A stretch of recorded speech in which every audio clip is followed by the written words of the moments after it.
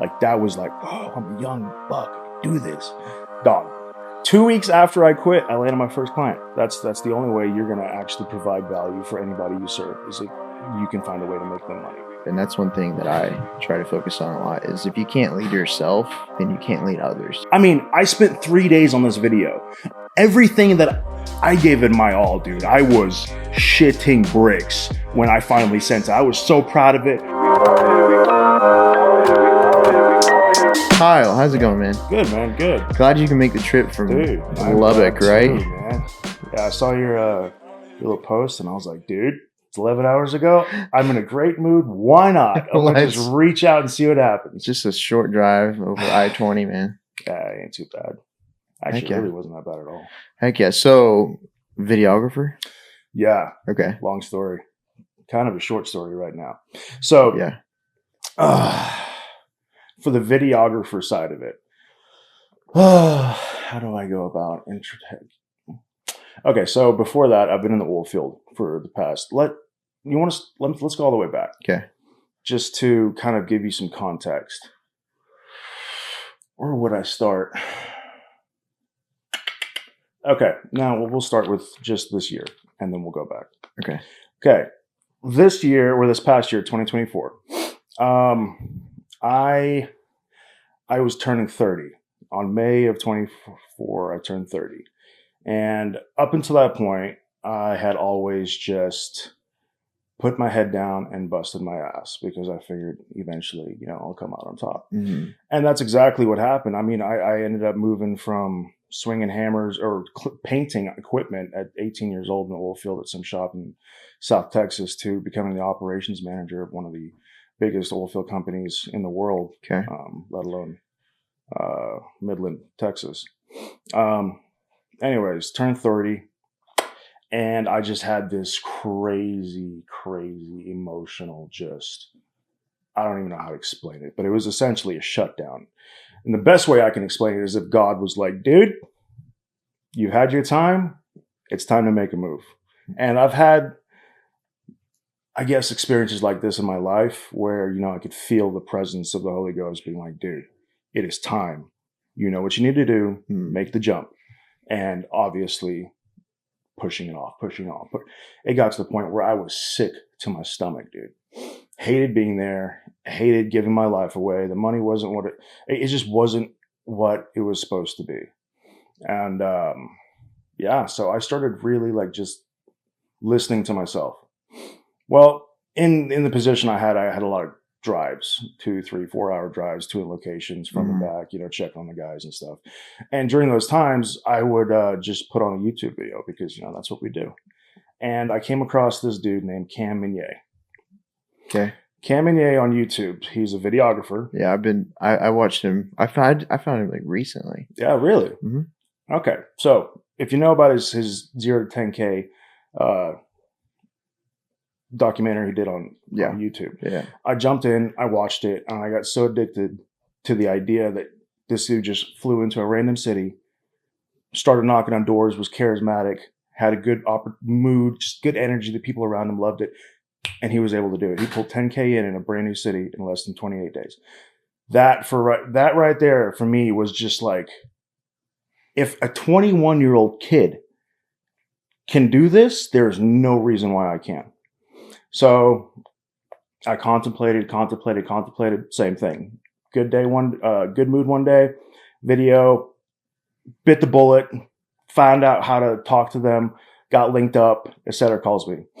He's like, yo, what's up, dude? And I'm like, hey, man, holy crap, that was fast. I literally just put it in. He's like, yeah, dude, we operate pretty swiftly around here. So tell me about your story. And I was like, well, told him the same thing. I'm like, dude, I'm 30. It's time for me to do something. I don't know what it is, but that kid got a camera and he's making 10 G's a month. I want to know what's going on. Yeah. He's like, okay, well, let's find out if you're a right fit and this and that. And I'm like, okay, cool. So we ended up talking. We set a date. And I got a call from another guy named Joe later that day. So hop on the call with Joe. Me and Joe are friends now. But at the time, I didn't know who this kid was. Mm-hmm. And when I say kid, I mean, with the most respect, kids. These dudes are no older than 22, 23 years old. I mean, that's where I'm at. It just blows my mind, right? And it was funny because at that age, I remember having that exact same fire, that same thought that like, dude, why are we working for a job? Yeah. Let's go do something with our lives. But I was in the oil field, and it was really hard to give up 150 grand a year. That is, yeah. Yeah. So I just pushed and pushed and pushed. And then, 13 years go later, and here I am back in the same spot. So I'm talking to Joe, and Joe's like, okay, bro, I think you're a great fit. I love your energy. You seem like you've already made your decision. Are you sure that, this is going to be something you want to do? Like, this is what it's going to cost. This is what it entails. And I'm like, listen, Joe, it's a lot of money and I necessarily don't have to throw away. But at the same time, I know myself well enough to know if I don't put myself against the wall, I'm not going to move. That's just who I am. And let's do it. Tell me where to sign. Sweet. So paid up, joined the program, and we started doing coaching calls every single day. You join the program. It is absolutely phenomenal. Phenomenal. 2 weeks after I signed up with these guys and was talking to them every day and like really starting to get into it, I didn't know a thing about cameras, dude. I never owned a camera. Like So you decided to do this before you knew how to operate a camera? Oh, 100%. Okay, sweet. Yeah, welcome to Kyle, dude. Yeah, I mean, that's the best way to do it and get into it, honestly. That's what I did. I ordered that black Sony A7 III one day, never used the camera before, and I started selling real estate media. Dude. And I was telling them I wasn't available, but really I was waiting on my first camera to come in. That's that dude. Okay. So we're same thing, right? Yep. Same thing. 2 weeks in, I'm bugging these dudes. I'm like, okay, what kind of camera do I need to get? Because there's guys in this program with iPhones that are making 10, 15 grand a month. Yeah. And I'm like, no. I'm a professional. I mean, I don't even know what the word aperture means, but I'm a professional. So I went and bought a 6700. Perfect, right? Yeah. I'm so glad I made that choice. I just bought the body. I spent some extra money. I bought some good lenses. I got a Tamron 70-70. And then I got a Sony, I think 70-300, and then a Sigma 10-15 or 10-18. So the perfect setup for everything I needed to do. I didn't know anything about being my own boss. I just was so excited to not have somebody on my throat. Yeah. Dude, I can't even describe you how amazing it felt. Terrifying, but amazing. And I just started hitting, dude. Like I was still working on my job at this point. As an ops manager. So I had a pretty good schedule. I could pretty much do what I wanted, but I was so burnt out at that point that I really wasn't doing much of what I wanted. And I felt like excuse my language, but I felt like I was just being a piece of shit because I was working there, but I wasn't being productive, as productive as I know I could be, because now my mind's on starting my own business. So I struggled with it for about a couple of weeks, and then eventually it just got to the point. Same thing, the gut feeling, like you need to quit. And I prayed and prayed and prayed and prayed, and I talked to everybody that I loved and like cared about their opinions. And they're like, "Listen, dude, it's your life. Do what you want." And I was like, "But I got responsibility." I was like, "No, whatever, do it." Walked up and told them, I'm like, "Yo, I appreciate it, but I'm out." That didn't go over very well. They were not Never happy. does. And they were like, "Why?" And I'm like, I was at a point where I literally just let it go. I was calm, cool, collected, but I'm like, dude, you have been lying and manipulating everybody here. You made me promises to all the guys I hired. Now that they're hired, you're going back on the promise and making me look like it was just extremely toxic. Yeah. And me just dumping that all out there. It was a good 45 minutes of me just telling them what the problem was because they asked. After that, they didn't say anything. They wished me the best, and then I rode my 2 weeks out. So when was that? That was September of this past year. Recent. Very recently. Golly, man. This is 2 weeks after I joined the program. So I've got all this like hype. Put my 2 weeks in at my career that I spent 13 years building, making six figures for all this time. And I'm just going to pursue chasing money with a camera and just living my life. Like that was like, whoa, I'm a young buck. I can do this. Dog. 2 weeks after I quit, I landed my first client. Nice. A dealership in Lubbock. It was $100 a car. I would film and I would do pictures for them. First week I did $2,700. We did the entire lot. Let's go. Yeah, it was insane. Me not knowing anything about what I'm doing, I was able to get some really good footage. The editing, I still didn't know what I was doing. I was using CapCut because it was free. Yep. So I get in the group and I'm like, guys, I told these guys I would have these videos done and edited in their Dropbox in 2 days. There's 27 videos. I literally just downloaded CapCut, and I don't even know how to change recurve time or anything. I need help. So one of the kids in the group, he lives in San Antonio, Amon. Great guy, man. He's phenomenal when it comes to car edits. Yeah. And he was like, okay, bro, let's go. So we locked in. I called him. I was like, how much would it cost? He's like, can you do $300-400? I'm like, absolutely, dude. I'll give you $1,000 right now if I can afford it. Like, just help me. So we stayed up for 2 days solid, just blowing through these edits. And he showed me a bunch of stuff.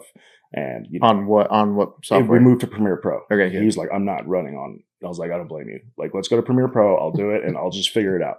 And I did. I got pretty good at within those 2 days, just back against the wall. And 27 videos will make you pretty good. I know how to edit videos now, or at least those ones. I was on top of the world, dude. I'm like, perfect. Dude, what? That's insane money. I'm like, let's go do this 10 more times. Yep. The next week, not so good. Week after that, not so good. The week after that, I go to the dealership to go shoot a video. Come to find out to hire somebody because $27,000 a week is or $2,700 a week is way more expensive than just hiring somebody in house. So when I figured that one out, I was like, damn. Now what? Back to square one, right? I just kept going. Outreach. And while I'm doing all this, I'm also like learning as much as I possibly can about everything around me. I am incorporating myself in the community like every single day. I'm in every single phone call. I'm texting the guys outside of the community. I'm meeting with the coaches, like just giving it absolutely everything, man. And I got to a point where I was like, I don't know if it's me or if it's the Lubbock like market or what, but it just seems like everybody with a camera is doing what I'm doing. It was so hard to go to. It still is. Like, I really don't have many clients right now because everybody I've reached out to has already got somebody doing it for them. Being a college town, I'm assuming that everybody else has seen those videos. You know what I mean? So there's quite a few people out there doing the short form, the social media, trying to sell businesses, packages, retainer deals, right? So I was struggling with that. I was like, you know what, I'm going to go to real estate. And then I've met with so many realtors, but nobody's like jumped on yet. Hey, this is Darren really quick, and then we'll get back to the podcast. I wanted to remind you, if you're watching this, you're more than likely a business owner or a content creator. And that's what we do here at Howdy Media is we help people just like you who are like, I have no idea what to do in order to grow online. Well, today's your lucky day. In the description of this video, there's gonna be a link where you can book a free call directly with me and we can go over a game plan and see how we can help you guys out. Hope you guys are enjoying the episode so far. Let's get back to the video. Realtors are... Dude, me and a buddy of mine were just talking about this before we pulled in. They're mixed emotions. Yes, that's a roller coaster, dude. If you can find like ones that are willing to invest money, it's good. 95, 98% of them not interested. Around here, at least. Yeah. Lubbock, I feel, is probably a similar situation. Very much so. The thing that I found out about, sorry to interrupt. No, you're good. The thing that I found out about the real estate market for our kind of niche is that if the house isn't over $750,000, they're not going to pay for a video. Yeah. Because 5% on top of whatever they close, plus all the costs, I mean, they're only leave with a couple $100. And the kind of video that you would need to sell that house, it's not a couple $100 video. Yeah. So that's the real estate market right now from where I'm at. It's interesting. So that's what we started with was real estate media. That's how we got into this whole thing. And I had that A7 III and a drone that I found on Facebook for like $400. Nice. Anyways, that lasted me a good year until I wrecked the drone. I was trying to land it on my car and it just like fell off. No way. But it was user error. It wasn't DJI's fault. Still sucks. Anyways, I was like, business expense. I'll just get a Mini 3 Pro. And so it's been great. But yeah, that's where we started. And we did that for a solid year and a half. And then it started getting to a point where I could only shoot so many houses. Realtors won't pay any more than this price. And I was very limited as far as what I could do. Yeah. Because there's a lot of cheap realtors out there who don't. Yeah. Anyways, it's consistent. It's just not the thing that's going to make you the most money. The margins. Or you can't scale it. Yeah, exactly. And so we still do some of that stuff, but we have moved and shifted from just real estate media to like, hey, we're a video production company. Yeah. You throw that in there, you can add higher price tags. Absolutely. And then not only do we do the videos, but we can also consult you and coach you on how to use the videos. Yeah. And so now if you're a videographer, and I'm sure those guys talk about it dude, all the time. You have no idea. Videography is like maybe 5% of the conversation. Yeah. The camera side, like you used to be able to sell like, hey, we have professional cameras. But that's not the case anymore. Because guess what? Everybody has an iPhone. Everybody's an iPhone. And so filming movies on iPhone. If you can sell something beyond the camera, that's where you're going to really... That's where the money's at. Yeah. You sell the service. So the whole point of what we do is we're not selling cool videos. That's all that's said and done. The whole point of videography in the business market now is more to target leads, qualified leads, and find a way to convert them. That's the only way you're going to actually provide value for anybody you serve, is if you can find a way to make them money. And the cool thing about this industry is that it's not hard, and it is very possible. Mm-hmm. So a big thing the guys preach right now in the leverage creator community is retainers, but based on profits earned. So essentially $2,000 a month for 20 videos, but I get 20% of all the revenue that I bring in. Yeah. And the way they're doing this is we're learning how to build CRMs, and CRMs are being tied directly to all the analytics of any channel that you put your videos on. And then from there, you can tighten in on who you're actually going to lead and who you're going to be able to pull. And then of course your database, your finance, it completely changes how you draw customers to your business and the type of customers that you're actually fit to service. Yeah. It's phenomenal, but it's a lot of work. And you got to know what you're doing. So that's where the ticket comes I've from. Implemented that a couple times. The percentage thing. What do you think about it? I didn't have a ton of success around here. Yeah. This specific area. Yeah. First of all, this type of service in this area, very foreign right now. Very.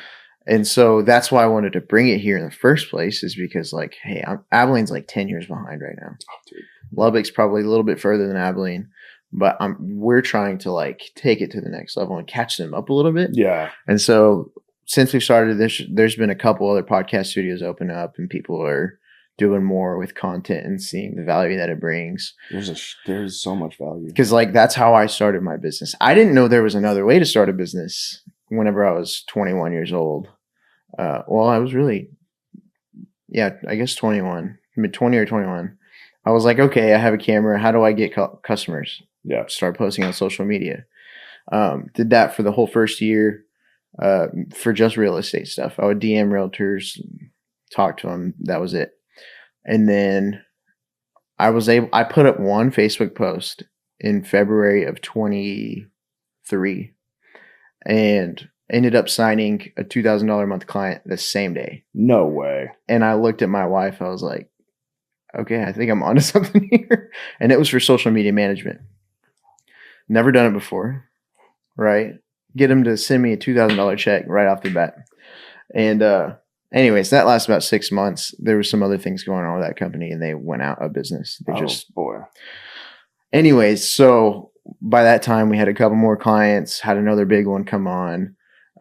That fizzled out within 6 months just because the types of people weren't necessarily making the best decisions within the business itself. Because like social media is great, but like there's a lot of other aspects that you have to be good at in order to make a good business. Yeah, social media is just they were depending 100% on us to drive their business. No. And I'm like, now, when it comes to social media and building or bringing a business to the web, if they're not set up, if they're not ready to actually process those leads and convert them to sales, then you're just wasting your time and they're wasting your money. And those were all like learning experiences for us too, because I'm like, okay, what didn't work? What worked? Here's how we can change it for next time. Yeah. And so then we were going in and managing and doing the whole thing from start to finish. Like we'd create the ideas, film the content, edit it, and schedule it for them, which in theory, I still think is a good idea, but I haven't been able to figure out a way to make it like a well-oiled machine yet. We've experimented with a couple of different things. what I ran into is, again, companies around here aren't used to that. They're like, why would I pay you $3,000 a month to post on social media? Like, that's cheap. Yeah. And so whenever you're capped, and people even struggled, like I have to turn people all the time down now because they're like, yeah, we will only spend $400 a month or something for all of this work. Yeah. And I'm like, okay, sorry, move on to the next one. But at the time, I was like starving. I was like, I'll take anything. I know how that feels. Because I had to. Exactly. Yeah. And which is fine. And you have to do what you got to do. Exactly. And all those experiences will be learning opportunities. Oh, yeah. As long as the vision is still what the vision is. Yeah. So we've shifted now. We focus on the video production. We offer this as a service. Yeah. So we have clients and members who come in and they get to utilize this. If they're a partner of ours, like a video partner or a consultant client, then they'll get like, this is like a cherry on top. Like, hey, we'll give you access to the studio. And so that's helped a lot, but we try to sell mainly long-term partnerships, like where we teach them, we tell them to find at least one person at their company. And like, we're going to teach them everything we know and teach them how to convert and do content, and we'll help film it if we need to, but we're not going to be the day-to-day person to be there doing the thing. And so that's been way more efficient. I've had some coaching clients that like other videographers from Abilene, they'll kind of, I'll help them out with their systems and stuff and pricing structure. And how do you charge? Do you charge like value based or you charge hourly based? Value based. Okay, good. 100%. Have you ever charged hourly? Did you? No. Okay. No. When I came into this, I understood that's what made this industry unique. Lucrative. Was that you are able to charge for the value you bring, and a value is is determined by the side of the problem you're solving. Yeah. Which turns back into what I started doing instead of local stuff around Lubbock. Is I started reaching out to all the oilfield companies that I had built connections with over the past 13 years. And started doing some creating solutions for problems through video. For instance, there's one company, we used to use some of their equipment, and their equipment kept breaking down a location. So that location run, now you're shutting down the job. That's on average between $50,000 and $100,000 an hour of non-productive time that company is being charged. On top of that, you have a tech who is generally 2 to 3 hours away from location on average, who's just worked 13 to 14 hours. He's got to go wake up now, get dressed, grab all his stuff, get the truck ready, load up an extra pump just in case this one's broken, for instance, or it could be, whatever other piece of equipment. Drive all the way out to location, swap it if he can't fix it. But 99% of the time, it's literally like a 3-second job. It's just resetting something, plugging this back in, or just it's lack of experience or knowledge, right? So I came up with the idea. I'm like, okay, as an operations manager dealing with the field supervisors, dealing with the operators, dealing with everybody on location, that was a problem that I really got sick and tired of waking up in the middle of the night to deal with. So I came up with an idea of where I would record a series of videos that would solve these problems in short form, like 30-second YouTube reel clips. And then I would link all those to a QR code labeled specifically for that piece of equipment on that piece of equipment. So the idea was all their equipments would have a QR code labeled onto it that would bring them to a private library of all the videos of everything that could go wrong with it that they could fix, in turn saving everybody on location money, saving the reputation, and providing a service that nobody else in the industry is doing, because they all make money off of their equipment going down. Yeah. So I pitched it. I was like, what if you guys are the only ones in the industry that have a solution for a problem that everybody else is profiting on? Granted, yeah, you probably lose a little bit of profit, but at the same time, you're also saving all your guys' drives. You're saving extra equipment. You're building a value-based offer compared to everybody else. I mean, it's so many wins. So I presented it to them. They loved the idea. We started shooting, and now we're just waiting for the owner to sign the contract. Nice, dude. Yeah, and that was the first oilfield company. The second oilfield company, it's the owner and I had known each other for a while, but we didn't really, we obviously different places. So once he heard that I had left my position, through a buddy, he reached out and he was like, dude, I'm super interested. I want to do long form, short form. I want all of it. And I want it as, years. But we've been working on this. Now I brought somebody else in to help me with this because he's looking for like high production level. Yeah. And we're talking $20,000 to $50,000 contract if everything goes according to plan. Yeah. So I don't know. We'll see what happens with that. But he actually, I just got off the phone with him before I got here. The owner, he was calling. He was like, "Hey man, would you be interested in a sales position, like part time? You know, kind of, the industry, and then you also get the footage." I'm like, "I'll stop by the ranch on the way home." Like, yeah, I'm kind of curious as to what this is going to be. So, dude, that's something you can leverage hard. Is that that's what I'm thinking. I'm like, because all I need is to like either one of these guys. Just I don't care. Jump. Let me film. Let me build what I know I need to build for you guys, so I can market it. I just need one customer, and you got to document all of everything, dude. Yeah. Everything. Like I want, because I mean, the way I looked at it, I'm like, okay, a 30-year-old man who's been in the oil field for 13 years now picks up a camera and is going to go back to the oil field to show the rest of the world what it's about. I'm like, even if this doesn't work, it's a great story to follow on YouTube. Yeah. If it does work, there's nobody else in this industry that is crazy enough to try pull this off. Yeah. That I know of. And if you are, give me a call, dude. I'd love to work with you.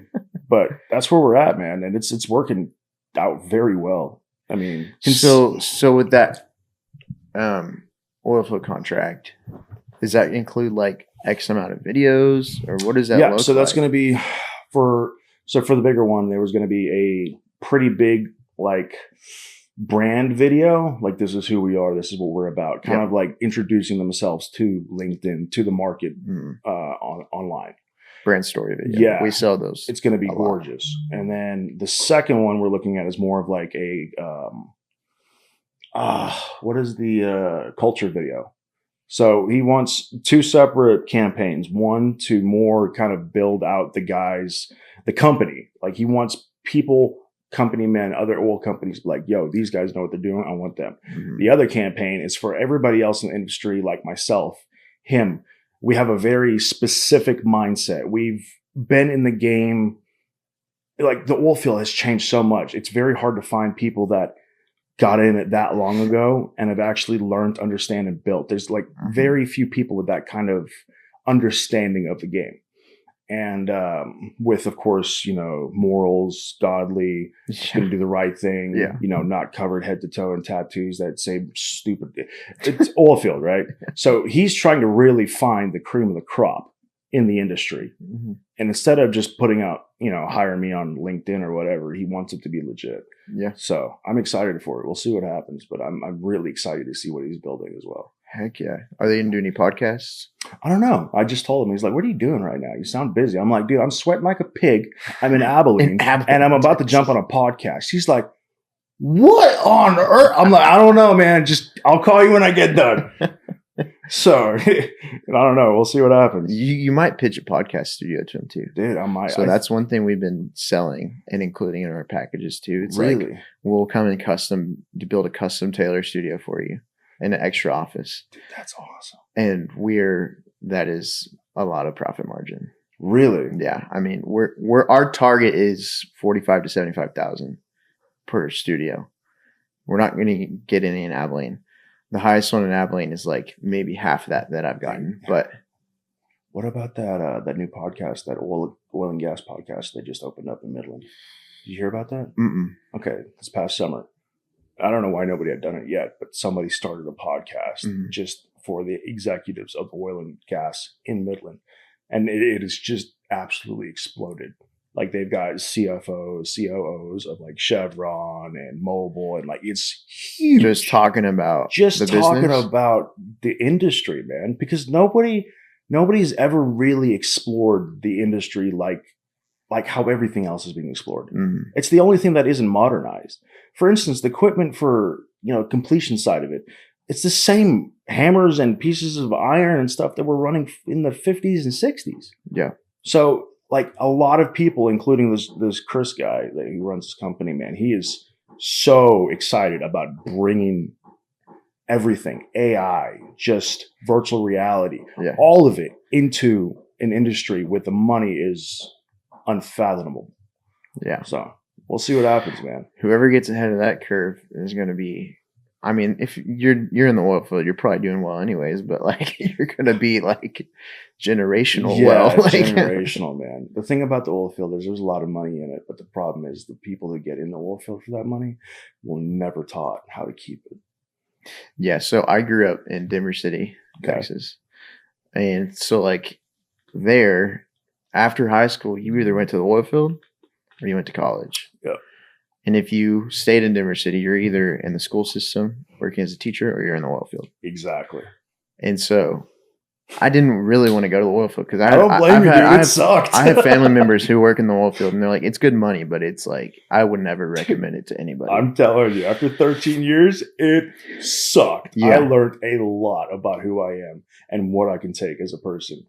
But dude, yeah, there's a lot easier ways to make money. So, I promise. So I decided to come here and I went to Hardin-Simmons and got a finance degree. Decided I didn't want to work at a bank.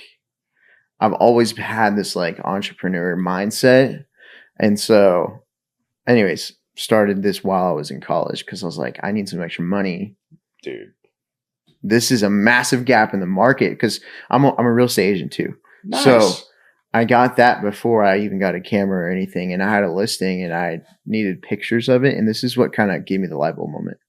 And there was only one guy to call in Abilene for photos. And I was like, and he was booked like 2 weeks out. Yeah. I was like, it can't be that hard to take nice pictures. Famous last words of a rabbit hole.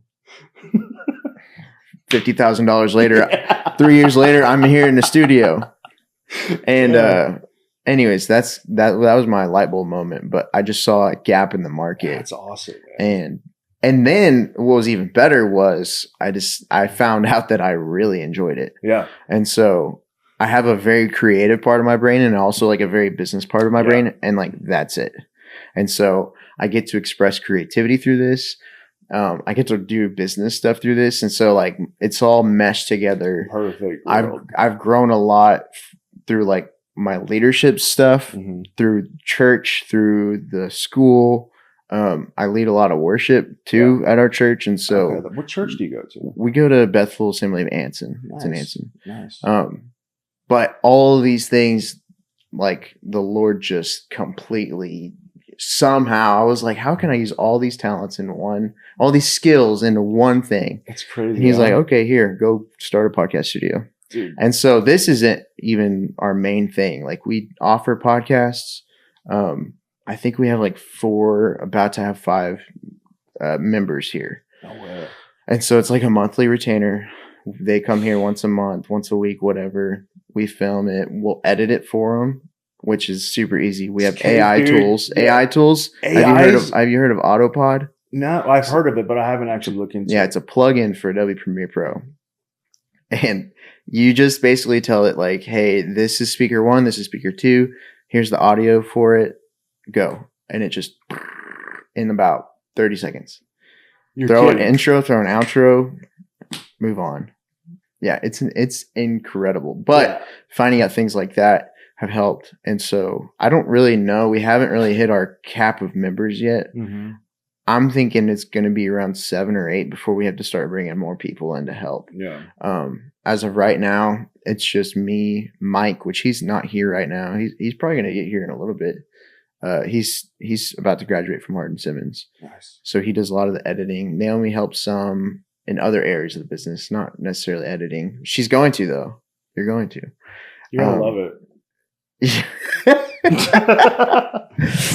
But I mean, I enjoy editing. Do you like editing? I love the challenge. If there's like a cool video, for instance, the speed ramping and tracking that has been going all over Instagram with it, I went and bought an Apple Mini Mac just to have the 16 gigs to be able to do that because my Mac Air just kept crashing and crashing. And I'm like, see, I'll enjoy that. It's an investment. And I literally put together a video of my truck yesterday, just speed ramp. I was like, that was so much fun to me. But I said, okay, I should probably preference this entire thing with, I am severely ADHD.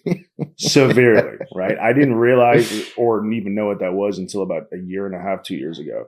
I went to the doctor and I was like, hey, man, somebody gave me an Adderall and it made me feel really good. Can I have some? And they're like, well, are you ADHD? I'm like, I don't know. Yeah, they're like, well, fine. take this test. So I was like, okay, I'm going to cheat this test. I'm going to win and I'm going to get Adderall. 5 minutes into the test, I completely forgot I was taking a test because it was like a bubble popping game. It's like an attention thing, right? So 30 minutes in, I'm having the time of my life, dude, just on this iPad. Finish it up, and like he walks in and he's like, oh, he walks out. I'm like, damn it, I forgot. Yeah. Oh, well, it is what it is. He comes back in, he's like, dude, did you answer all this stuff, truthfully? I'm like, mm-hmm. I didn't want to, but yeah. He's like, all this stuff? I was like, yeah. He's like, dude, we're not even going to put you on Adderall. We're going to put you on Vyvanse, 50 milligrams. Yo ass is hella ADHD. Yeah. And I was like, what does that even mean? He's like, go home, do some research, take this pill once in the morning. Do not take this pill. And I was like, okay, thanks, doc. Went home, did a lot of research, found out so many things about who I am and all the dumb stuff I've done in my life and why my brain doesn't work when it wants to. Anyways, greatest opening of my life. I'm like, wow, I'm autistic and retarded, but I'm like normal. This is great. So I just was able to explain myself to myself for the first time. And ever since, it's just been great. But anyways, I completely forgot what we were talking about. Video editing. Yeah, ties right back into it somehow.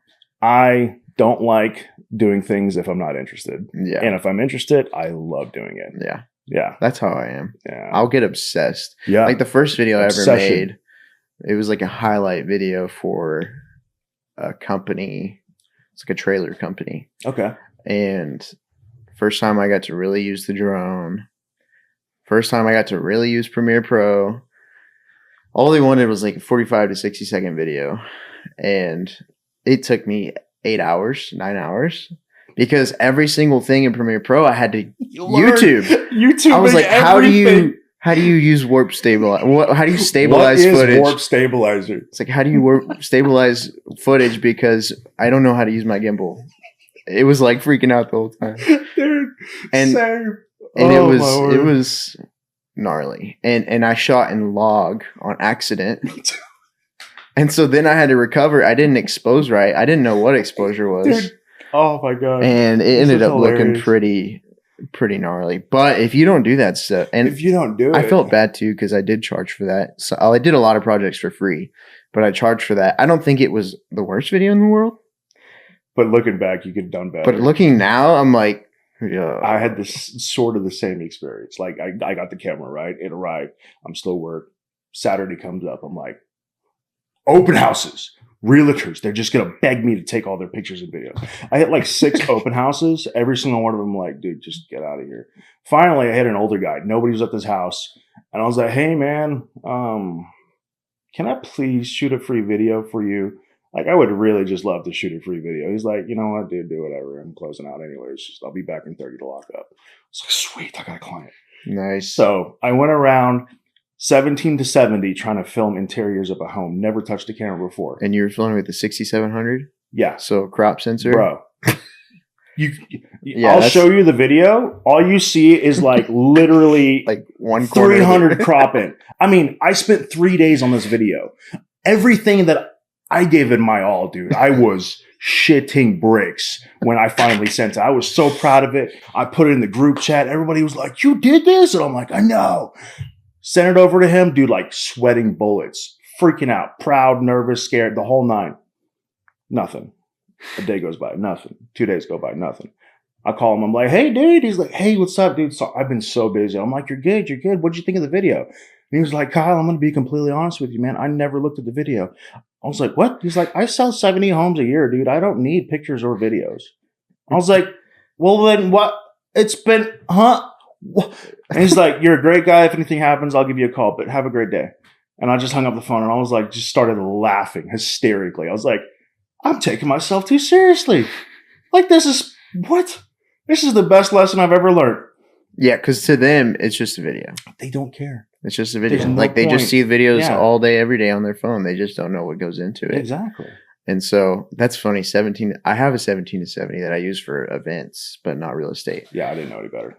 No, I used a 24 millimeter lens, which is probably pretty close to what you were shooting, but mine was full frame, so it was 24. Yeah, but I've tried and it does not work.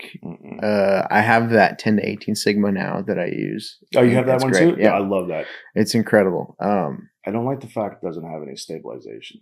Yeah, I figured that one out recently. Does the 6700 not have like a stabilizer? It has IPS, like the active stabilization and stuff. Okay, yeah, it's the 6700. It's amazing. I want to get that one. I've been thinking about selling the A7 III and getting that one. Really, dude? I've been looking for an A7 III because the FX30s are APS-C, and so all my lenses are APS-C. It's the cost of moving into something full set. It doesn't make sense to me right now. No, especially with the dual native ISOs. Yeah. Dude.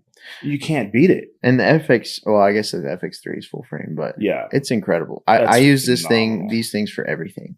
And people always ask us, like, how do you, those little cameras, like, how does it look so good? Yeah, dude. And so that sensor is just incredible. Because we have the same sensor.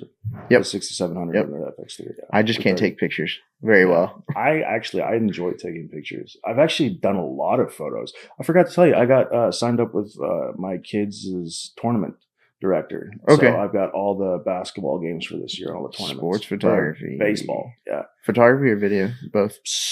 Well, she just wanted photography, but she set me up as a vendor. So I have to get a booth, printer, packages, the whole nine. And while I'm there, I'm going to try upsell video. Yeah. But pictures, I think, would be just so easy. Yeah, they're quick. It's so easy. Have you shot sports before? Yeah, I started when I got the camera. I just started shooting his games for fun, just to learn. My first game, I shot 7,000 pictures. just blasting, dude. Didn't know anything about culling. Didn't know anything. Nothing. Got back to the house and I was like, I've already told all these parents I'm going to give them all these photos. Yeah. I've got 7,000 photos to go through and figure out. It took days. Luckily, my fiance was like just helpful so much. Yeah. But after that, I was like, okay. Yeah. That's how. So my wife, she works at a school right now, but she helps like in the summers and with bigger events. She'll come in and help. She does photos and she is trigger happy. And whenever we do a wedding, because she goes back to do her full-time job. Yeah. This is my full-time job. So I have to go through and edit all her pictures that she takes. She'll be second shooter. I'll be first shooter. She just like the whole time. I'm like, I'll end up on a whole wedding day. Whenever we're doing weddings, I could probably get away with 800 or 900 pictures because I'm very selective. Skilled. Very selective. And I'm pretty good with shutter speed recognition, like knowing when to use what. And then her SD card will have 5,000-6,000. Yeah. I'm like, dude, I have a wedding I got asked to do, begged to do, coming up next month. He's a really good buddy of mine. And he heard that I got out and did this. And he was like, dude, I want you to shoot my wedding. I'm like, I'm in your wedding. He goes, yeah, I know, but it's not that big of a deal. I'm like, yeah, that's the whole, that's the one thing you can't do. He's like, dude, just tell me a price and come shoot the wedding. We'll figure it out. I was like, oh my God. So I told him a price that I thought would be reasonable. I think it was like $2,500 for the whole thing. And that was going to be bachelor party and all that. He's like, dude, I can't afford that. I'm like, you told me to tell you. You're trying to help me out, but you want me in the wedding and you also want me to take pictures of the wedding, but you're not going to pay for it. So what are you willing to give me to make you show up to your wedding? And he's like, can you do $1,200? I'm like, dude, yes, I can do $1,200. But here's what, I need you to understand. I just started this 6 months ago. I was out there with you. You know that. He's like, I know, but I trust you. And I've seen some of your work. It looks good. I'm like, okay. So we got a wedding to do. And I told Sarah, my fiance, I'm like, you know how to use a camera? She's like, no. I'm like, perfect. There's this little green A. You're just going to put the little green A on. Intelligent auto. Yeah, you're just going to take, don't worry about it. Just do that. I'll figure out the rest. In RAW. Yeah, right. Not JPEG. We've accidentally shot weddings in JPEG. Really? I brought in a photographer and I had to rent a camera because I didn't have two cameras. I only had the A7 III. And so I forgot that whenever you rent a camera from a company, it comes reset base Really? settings. I didn't know that. And so I didn't go in there and change. It was compressed JPEG files. So like you were supposed to change it to uncompressed and uncompressed raw, extra fine, whatever. Anyways, I learned a lot because I was doing the video and he was doing the photos. Oh, and at least get a scapegoat. Yeah. Wasn't me. But the clients paid for it. I'm not telling them. They don't know who they are. And they love the pictures. I mean, it was fine. It's perfect. And so even though I look at them sometimes, I'm like, that's a lot of noise reduction. It's a lot. Yeah. I even purchased some third party softwares to clean it up. Yeah. Because some of them, I mean, we're in the dark and you can't recover JPEG photos. Nah. So shooting raw. Nah, that's my advice. I shoot JPEG and okay, that's good. Because it does that camera does both. So do that. Yeah, I'm trying to think. The 6700 frame rates wise, what does it shoot? Do you know? 4K 60 or?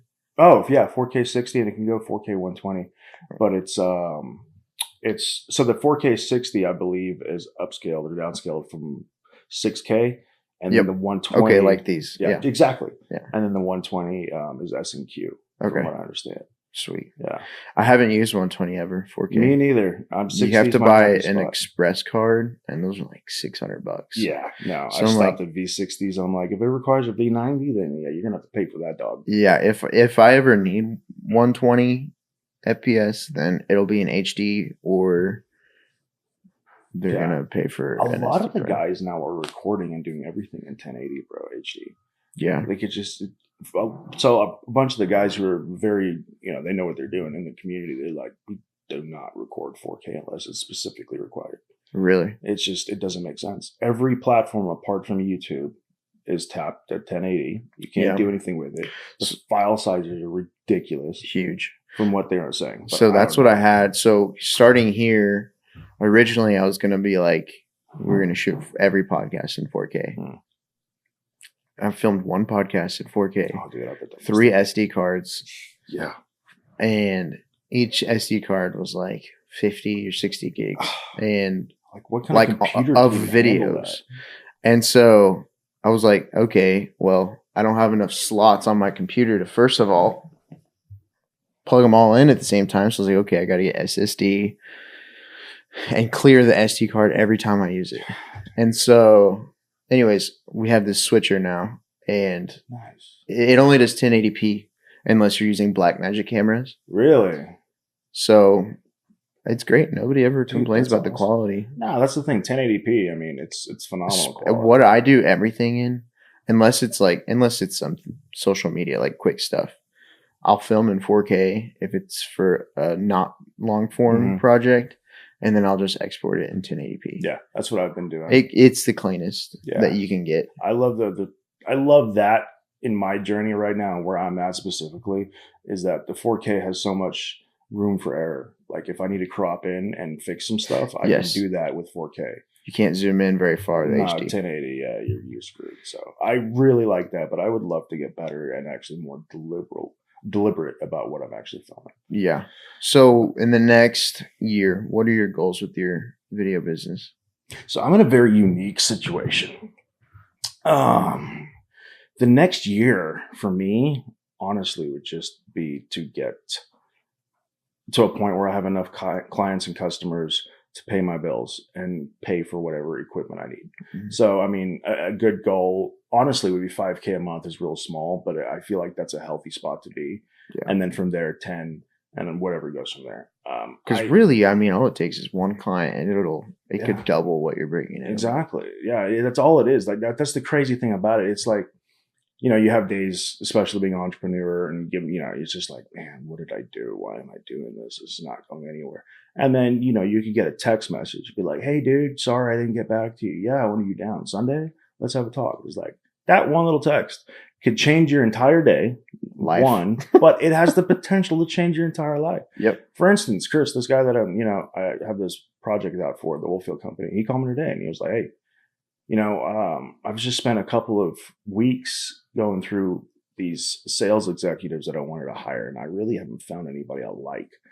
He's like, so I got talking to Ocean, and he was like, hey, dude, you know, Kyle mentioned that he really liked working with you. And he was like, would you consider, you know, coming on part-time for sales just to help out with the company? And it's just like, dude, the fact that, you know, I have an option to make really good money part-time for this guy in a position that I never would have got. Like, most people would have to put in so many applications and know so many people to get an offer, let alone the opportunity to go for a position like this. Mm-hmm. And yet here I am being given it, and I kind of don't want to take it because I have a business to run. And he made it very clear that he understands that my business needs to thrive and he wants it to thrive. Yeah. So it's like, those opportunities don't come around ever, dude. Yeah. Ever. And those are gonna come up a lot. Because I'm like, what if somebody texts me tomorrow and is like, hey, I'll give you $50K a month, but you got to work for me for 20 years or whatever. That's where your goals come in, man. And so I'm like, is the amount of money worth losing the freedom that I have to do what I do with this type of business? Yeah. And that all comes down to your goals, your company, and what you choose. Me specifically, freedom is by far the most important thing. The way my brain works, my temperament, who I am, how I feel about myself. If I don't have the ability to control my life, then I'm not happy. Mm. And if you tell me that you're going to give me X amount of money, but if you say jump, I got to say how high, then sorry, not happening. Never doing that again. Yep. That's why I didn't want to be an accountant. Yeah, never. Plus, it's very boring and you sit behind a desk. No offense if you're an accountant, but no, I mean, we have to have strokes for different folks, man. At the end of the day, the way I look at it is we've got a very short amount of time on this planet, and every single I kind of look at life in 5 to 10 year blocks. Every decade for me specifically, I've got to do something needle moving. That's just my DNA. Like, whether I want to or not, like the 30-year-old thing, like I just get this. Yeah, I have to. So the way I look at it is like, okay, my first, 10 years in this world, I was in a completely different country, moved over here. The second decade of this world, I was figuring out like myself and the country I'm in. I mean, 14 different schools before I graduated high school. My second or third, what was it, 10 to 20? Yeah, from 20 to 30, it was, 17 to 30, honestly. It was just pure grind. Yeah. It was like your 20s are for work. I promise, dude, I probably had less than a year and a half altogether of free time in my entire 20s. It was just solid work. That's all I cared about. That's all I wanted to do because that's all I was told. It was like, the harder you work, the higher you climb. And I did. Just be very careful where you're climbing because one day you're going to get there and you're going to realize, like, I didn't want this. Yeah. I never wanted this. It's too much. It's not who I am. Yeah. That's literally the fire that burns into me every single day because I don't want to go work at a bank. I don't want to do anything like that. And so we've had good months. We've had bad months. Like, it happens. But dude, look at you. You're smiling. I know. That right there is worth more than anybody will ever be able to pay you. I have the freedom to go visit family when I want. I can if I need to be gone for a week, I just won't schedule anything for that week. It's phenomenal. You feel like crap. You don't want to work. I'm sick. Yeah, and sometimes the revenue reflects that. Absolutely. But that's okay. But that's the best part. Your revenue, your lifestyle, everything that you want can be directly attributed to the amount of work or thought or energy or creativity that you put in, not anybody else's. Yep. Nobody else. You are in charge. That's it. Yep. That's why I started this thing. And so up to this point, it's been a very crazy journey. It's been more good than bad. Oh yeah. Clearly, dude. And so I don't know. I've just been, the Lord put this in my heart and gave me this passion for some reason. And I think it's for that. Yeah, dude. And so, yeah, it's been cool. You can't be, a big thing that I really like, my dad has always told me, is like, in order to take care of other people, you have to take care of yourself first. And if you think for a second that by sacrificing your happiness, yourself, your life, your goals, your ambitions, in order to keep somebody else's alive, then there was no point of you being put on this planet to begin with. It's a disgrace to God. Yeah. He's made you able. He's made you intelligent. He's made you charismatic. He's made you all these things. Why would you not just take them and go live your own life. Yeah. And the same thing goes with like leadership. And that's one thing that I try to focus on a lot is if you can't lead yourself in whatever area, like if you don't pursue knowledge, if you don't want to keep learning, if you don't want to go to the gym or whatever it is, like then you can't lead others. You can't lead your family. You can't lead your clients. Exactly. And so, yeah, it's important. That's why I love reading. This book, I'm probably going to read this. Brought this book. Dude, what does this entail? Psychology of money, it kind of goes around the mindset of money. What people, from my understanding, okay, so like money, if you were never taught about money, then you would just work for it. You would trade time for money and then trade the money for things that you want, right? But the psychology of money is a lot more than that. Money is a tool, and you also need to understand where it is, how it came about, why it matters, and what your mindset can do with it. If you have, okay, there's a famous quote, I think it says, if you take $100 million from the richest people and you give it all to the poor people, within 5 years, that man will have all that money back because it has nothing to do with the money. It's all about the mindset. Yep, that is true. And that's what that book is going to like help you. That's why everybody who wins the lottery is broke. They go broke within a year. 70% of them broke within, and are worse off 5 years than they were before they came up with the money. It's not about the money. It's what you do with it. Yeah, I'm pumped to read it. Yeah, I think you'll like it, man. Well, sweet. Well, I guess we'll go ahead and wrap it up. I mean, cool. We're gonna go get some food if you're down. I'm starving. What time is it? Do you got to head back? It's 12. I'll grab some food with you. Okay, that'd be quick. Absolutely, man. All right, thanks for coming on the podcast, man. Dude, where can people find you? So Kingdom Capture _ is my Instagram. You can find me on there. It has my website link to it. But yeah, other than that, reach out to Darren. I'm sure he'll put me in touch. Lubbock area? I live in Lubbock currently, but I'll go wherever. Yeah, I'm an explorer. Sweet, man. All right, appreciate it.